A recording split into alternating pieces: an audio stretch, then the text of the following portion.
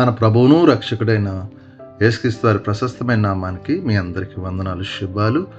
అందరూ బాగున్నారమ్మా? దేవాదేవుడు మరొక నూతన దినం దయచేసిన దేవాదేవునికి వందనాలు చెల్లించుకుంటూ ఈ దినపు వాగ్దానం ధ్యానించుకుని ప్రార్థన చేసుకుని మన పనులు ప్రారంభించుకున్నాం. ఈ దినపు వాగ్దానం, ఒకని తల్లిని వారిని ఆదరించినట్లు నేను మిమ్మల్ని ఆదరించేదను. యెషయా గ్రంథం 66 అధ్యాయం 13వ వచనంలో ఈ మాట రాయబడింది. చూడండి, ప్రభు ఒకని తల్లి వారిని ఆదరి, మన తల్లి ఉంటుంది, మనల్ని ఎంతగా ఆదరిస్తూ ఉంటుంది, ఎంతగానో ఆదరిస్తుంది. ఎందుకంటే మనం తప్పులు చేసిన అన్నిటి నుంచి క్షమించి తల్లి ప్రేమ కనపరుస్తుంది. అవునా కదా? అలాగే ప్రభు కూడా అంటున్నాడు, మీ తల్లి ఎట్లా అలాగే నేను కూడా మిమ్మల్ని ఆదరించేవాడిని అంటున్నాడు. అంటే తల్లి కంటే ఎక్కువ మనల్ని ఆదరించే దేవుడు.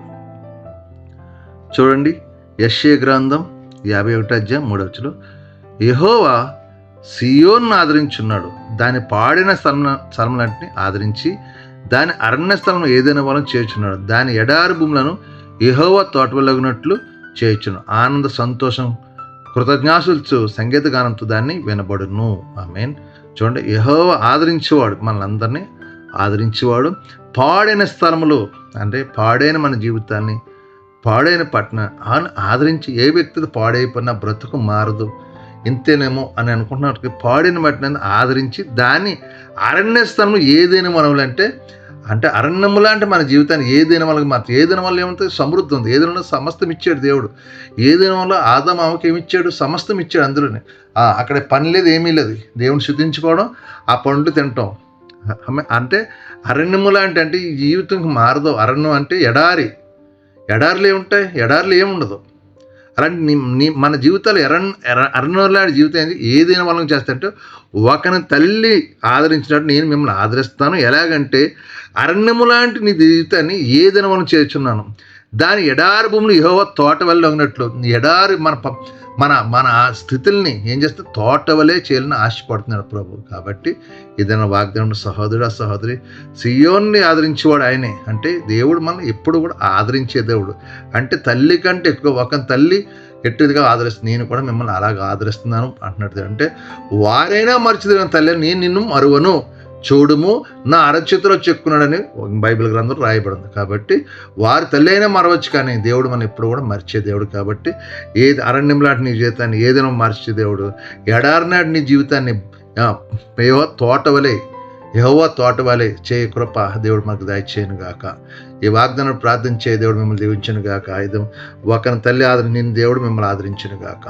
మీ అందరూ కూడా ప్రార్థిస్తాను. మీరు కూడా నాతో ప్రార్థన. సర్వాధికారి అని యేసు ప్రభా, పరిశుద్ధుడా, కృపగలబడ నీకు వందనాలు. మరొక నూతన దినం దయచేసినందుకు కృతజ్ఞతలు. ఈ దినం తండ్రి నాయన ఉదయకాన్ని సాయంత్రం వరకు మేము చేస్తున్నాం. మా చేతి పనులు మమ్మల్ని దీవించండి. మా యజమానుల ద్వారా, తోటి పనివారి ద్వారా ఏ కిడి జరగకుండా అందరితో సమాధానం, శాంతిని దయచండి. మేము చేస్తున్న మా చేతి పనులు దీవించు.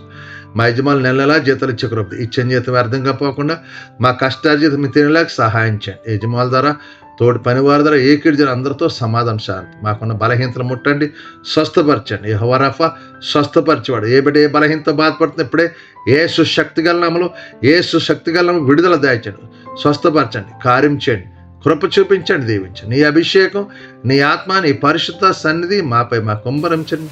మిమ్మల్ని మహింపరచుకుని దినమంతా కాచి దాచి కాపడం, వెళ్ళే ప్రతిఫలంలో జయాన్ని, విజయాన్ని దాచే నీ అభిషేకం, నీ ఆత్మపై కుంభరించి మనల్ని భయాన్ని, పిరిగితారాన్ని తీసేసి ప్రభావ. ఎక్కడ చూసినా యుద్ధ వాతావరణంలో ఆపండి ప్రభావ, సమాధానపరచండి ప్రభావ.